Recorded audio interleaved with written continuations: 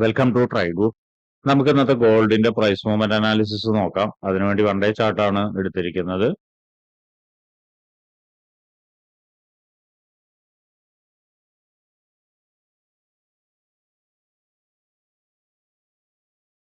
One day ചാർട്ടിൽ market എത്താൻ സാധ്യതയുള്ള 2-3 ഏരിയാസ് മാർക്ക് ചെയ്തിട്ടുണ്ട്. നോക്കിയാൽ കാണാം, മാർക്കറ്റ് ഇതിന്റെ മുകളിൽ ക്ലോസ് ചെയ്തിട്ട് സസ്റ്റെയിൻ ചെയ്തിട്ടില്ല. ഈ ലൈനിന്റെ മുകളിൽ ഒരിക്കലും ക്ലോസ് ചെയ്തിട്ട് സസ്റ്റെയിൻ ചെയ്തിട്ടില്ല. അതുപോലെ തന്നെ ഇവിടെ നിന്ന് നല്ലൊരു സപ്ലൈ നടന്നൊരു ഏരിയയാണ്. ആ ഒരു ഏരിയയുടെയും ഇത് മാർക്ക് ചെയ്തിട്ടുണ്ട്. പിന്നെ ഇവിടെ ഒരു സപ്പോർട്ട് എടുക്കാനും സാധ്യത ഉണ്ട്. അപ്പോൾ ആ ലെവലിനെയും മാർക്ക് ചെയ്തിട്ടുണ്ട്. കുറച്ചും കൂടി താഴോട്ടേക്ക് ഇറങ്ങിക്കഴിഞ്ഞാൽ ഈ ലെവലിൽ ഒരുപക്ഷെ മാർക്കറ്റ് വരാനുള്ള ഒരു സാധ്യതയും കൂടി ഉണ്ട്. അവിടെയും മാർക്ക് ചെയ്തിടുന്നുണ്ട്. അപ്പൊ ഇത്രയാണ് വൺ ഡേ ചാർട്ടിൽ മാർക്ക് ചെയ്തിടുന്നത്. ഇനി നമുക്ക് ഇന്ന് പ്രധാനപ്പെട്ട എന്തെങ്കിലും ന്യൂസ് ഉണ്ടോ എന്ന് നോക്കാം. ഇന്ന് പ്രധാനപ്പെട്ട ന്യൂസുകളൊന്നും ഇല്ലാത്ത ദിവസമാണ്. എന്നിരുന്നാലും ഗോൾഡിനെ സംബന്ധിച്ചിടത്തോളം മൂവ്മെന്റ് കിട്ടാൻ സാധ്യതയുണ്ട്.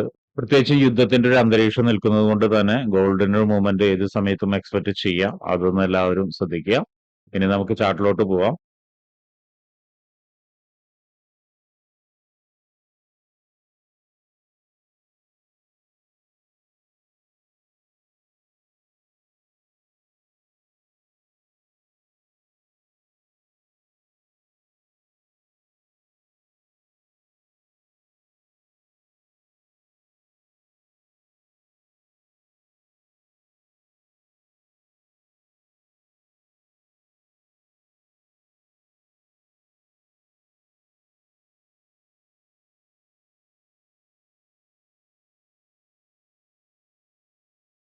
വൺ അവർ ചാർട്ടിലോട്ട് വരുന്ന സമയത്ത് പ്രധാനപ്പെട്ട ഏരിയാസ് മാർക്ക് ചെയ്ത് വെച്ചിട്ടുണ്ട്. അതിന്റെയൊക്കെ ഒന്ന് പ്രൈസ് റേഞ്ചുകൾ നോക്കാം. ആദ്യമേ സപ്പോർട്ടിൽ നിന്ന് തന്നെ സ്റ്റാർട്ട് ചെയ്യാം.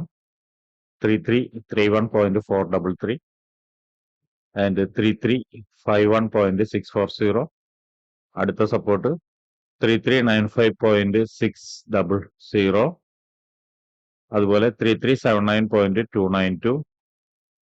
ഇനി മുകളിലെ റെസിസ്റ്റൻസുകൾ 3503, 371 ആൻഡ് 3484.937. അതിന്റെ തൊട്ട് താഴെയുള്ള 3476.428 ആൻഡ് 3457.639. അപ്പൊ ഇത്രയാണ് പ്രധാനപ്പെട്ട ഏരിയാസ് വൺ അവറിൽ മാർക്ക് ചെയ്തിടുന്നത്. ഇനി നമുക്ക് 50 മിനിറ്റ്സിലോട്ട് പോയിട്ട് എൻട്രി സാധ്യതകളൊന്ന് നോക്കാം.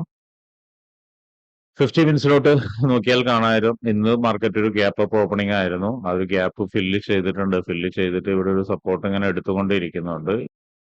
ഇനി ഇവിടെ നിന്ന് മാർക്കറ്റ് താഴോട്ടേക്ക് ഇറങ്ങുകയാണെങ്കിൽ 50 മിനിറ്റ്സിന്റെ ഇവിടെ ഒരു സപ്പോർട്ട് ഏരിയ ഉണ്ട്. ആ ഒരു സപ്പോർട്ട് ഏരിയയുടെ കളർ ഒന്ന് ചേഞ്ച് ചെയ്തിടുന്നുണ്ട്. ഒരുപക്ഷെ അവിടേക്ക് വന്നു കഴിഞ്ഞാൽ മാർക്കറ്റ് ഒരു മൂവ്മെന്റ് കൺഫർമേഷൻ എടുത്തതിന് ശേഷം ഒരു മൂവ്മെന്റ് മുകളിലോട്ട് വീണ്ടും പോവാം. വീണ്ടും പോകുന്ന സമയത്ത് ശ്രദ്ധിക്കേണ്ട കാര്യം എന്ന് വെച്ചാൽ നല്ലൊരു കൺഫർമേഷൻ തന്നെ വേണം. അങ്ങനെയാണെങ്കിൽ ഈ ഒരു ഹൈനെ ബ്രേക്ക് ചെയ്തിട്ട് ഈ റെസിസ്റ്റൻസ് വരെ എത്താനുള്ള സാധ്യത ഉണ്ട്. അല്ലെങ്കിൽ ചിലപ്പോൾ ചെറിയൊരു ക്യാൻഡിൽ മൂവ്മെന്റ് തന്നതിന് ശേഷം, ഇതുപോലൊരു ക്യാൻഡിൽ മൂവ്മെന്റ് ഒക്കെ തന്നതിന് ശേഷം ഈ ഒരു ഏരിയയിലേക്ക് വീണ്ടും വന്ന് താഴോട്ടേക്ക് തന്നെ ഇറങ്ങാം. അത് ശ്രദ്ധിക്കേണ്ട കാര്യമാണ്. ഇനി മറ്റൊരു കാര്യം, ഈ ഒരു ലെവൽ ബ്രേക്ക് ചെയ്യുകയാണെങ്കിൽ, ഈ ലെവൽ ബ്രേക്ക് ചെയ്യുകയാണെങ്കിൽ മാർക്കറ്റ് അടുത്ത ലെവൽ എന്ന് പറയുന്ന ഏറെക്കുറെ ഇവിടെയാണ്. കാരണം എന്താണെന്ന് വെച്ചിട്ടുണ്ടെങ്കിൽ ഇവിടെയും ഒരു സപ്പോർട്ട് ഏരിയ ഉണ്ട്. ആ ഒരു ലെവലിലേക്ക് മാർക്കറ്റ് എത്താനുള്ള ഒരു സാധ്യത കാണുന്നുണ്ട്. അവിടെ നിന്നും നേരത്തെ പറഞ്ഞ പോലെ തന്നെ മാർക്കറ്റ് ഒന്ന് മുകളിലോട്ട് പോവാം. കൺഫർമേഷൻ ബേസ് ചെയ്തിട്ടായിരിക്കും മാർക്കറ്റ് എത്രത്തോളം മുകളിലോട്ട് പോവാന്നുള്ളത്. ഒരുപക്ഷെ ഇവിടെ വന്നതിന് ശേഷം വീണ്ടും ഒരിക്കൽ കൂടിയിട്ട് താഴോട്ടേക്ക് ഇറങ്ങി ഈ ഒരു ലെവലിലേക്ക് എത്താനുള്ള സാധ്യത വളരെ കൂടുതലാണ്.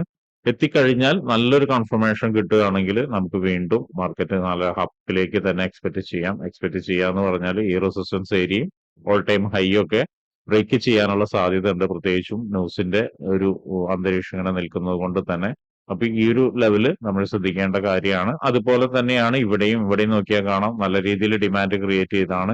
ഈ ലെവല് പോലെ തന്നെ, മുകളിലുള്ള ലെവല് പോലെ തന്നെ ഇവിടെയും നല്ല രീതിയിൽ ഡിമാൻഡ് ക്രിയേറ്റ് ചെയ്താണ്. അപ്പൊ ഇവിടെ വന്നാലും ഈ ഒരു മൂവ്മെന്റ് തന്നെ നമുക്ക് എക്സ്പെക്ട് ചെയ്യാവുന്നതാണ്. ഇവിടെ വന്ന് ഒന്ന് താഴോട്ടേക്ക് ഇറങ്ങി ഒന്നല്ലെങ്കിൽ ഇതിൽ നിന്നോ അല്ലെങ്കിൽ ഇതിൽ നിന്നോ ഇവിടെ കൃത്യമായ ഒരു പക്ഷേ ഈ ഒരു സപ്പോർട്ട് ഏരിയയിലേക്ക് എത്തണമെന്നില്ല.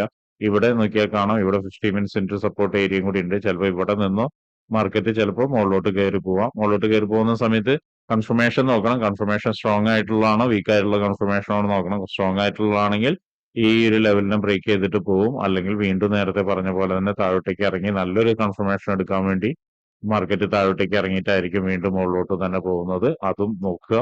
അതുപോലെ തന്നെ ഇപ്പൊ നിൽക്കുന്ന ലെവലിൽ നിന്ന് ചിലപ്പോൾ താഴോട്ടേക്ക് ഇറങ്ങാതെ തന്നെ നല്ലൊരു കൺഫർമേഷൻ കിട്ടാം. അങ്ങനെയാണെങ്കിൽ അവിടെ നിന്ന്, കാരണം ഇപ്പൊ നിൽക്കുന്ന ഏരിയ എന്ന് പറയുന്നത് ഗ്യാപ്പ് ഫില്ലിംഗ് നടന്നുകൊണ്ടിരിക്കുന്ന ഏരിയ ആണ്. അവിടെ നിന്ന് നല്ലൊരു കൺഫർമേഷൻ കിട്ടുകയാണെങ്കിലും ഈ ഒരു ലെവൽ, ഈ റെസിസ്റ്റൻസ് ലെവൽ വരെ നമുക്ക് എക്സ്പെക്ട് ചെയ്യാവുന്നതാണ്. ചിലപ്പോൾ അവിടെ വന്നതിന് ശേഷം വീണ്ടും ഒന്ന് മാർക്കറ്റ് താഴോട്ടേക്ക് ഇറങ്ങാം. പ്രത്യേകിച്ച് നോക്കിയാൽ കാണാം മാർക്കറ്റ് ഈ ഒരു ലെവൽ എന്ന് പറയുന്ന ഒരു ഭയങ്കര സ്ലോ മൂവ്മെന്റ് നടന്നതാണ്. അപ്പൊ ഒരു മാർക്കറ്റിന് റിലീഫ് കിട്ടാൻ വേണ്ടി ഏതെങ്കിലും ഒരു സൈഡിലേക്ക് ഒരു മൂവ്മെന്റ് എന്തായാലും ഉണ്ടാവാനുള്ള എക്സ്പെക്ടേഷൻ ഉണ്ട്. അപ്പൊ ഇത്രയാണ് ഇന്നത്തെ ഗോൾഡിൽ പ്രൈസ് മൂവ്മെന്റ് അനാലിസിസ്. ശ്രദ്ധിക്കേണ്ട കാര്യങ്ങൾ, പറയുന്ന സിനാരിയോസ് അതുപോലെ തന്നെ വർക്ക് ആവണമെന്നില്ല. പക്ഷെ മാർക്ക് ചെയ്തു വെച്ചിരിക്കുന്ന ഏരിയാസിലേക്ക് മാർക്കറ്റ് വരുന്ന സമയത്ത് എങ്ങനെയാണ് ബിഹേവ് ചെയ്യുന്നത് എന്നുള്ളത് നോക്കിയതിനു ശേഷം മാത്രം ട്രേഡ് എടുക്കാൻ ശ്രമിക്കുക. അപ്പൊ ഇങ്ങനെയുള്ള കാര്യങ്ങളൊക്കെ നിങ്ങൾക്ക് പഠിക്കാൻ താല്പര്യമുണ്ടെങ്കിൽ ട്രേഡ് റൂട്ടുമായിട്ട് ബന്ധപ്പെടാം. അത് ഫ്രീ ആയിട്ട് ട്രേഡിങ്ങിന്റെ കാര്യങ്ങളൊക്കെ നിങ്ങൾക്ക് പഠിക്കാവുന്നതാണ്. അതിനു വേണ്ടിയിട്ട് ഈ വീഡിയോയുടെ ഡിസ്ക്രിപ്ഷനിൽ ഒരു ഗൂഗിൾ ഫോം കൊടുത്തിട്ടുണ്ട്. ആ ഗൂഗിൾ ഫോം കൃത്യമായി വായിച്ച് അതിലുള്ള കണ്ടീഷൻസ് ഒക്കെ ഓക്കെ ആണെങ്കിൽ മാത്രം ഫിൽ ചെയ്യുക. അതോടൊപ്പം തന്നെ ഡിസ്ക്രിപ്ഷനിലുള്ള വാട്സപ്പ് ചാനലിൽ നിങ്ങൾക്ക് ജോയിൻ ചെയ്യാവുന്നതാണ്.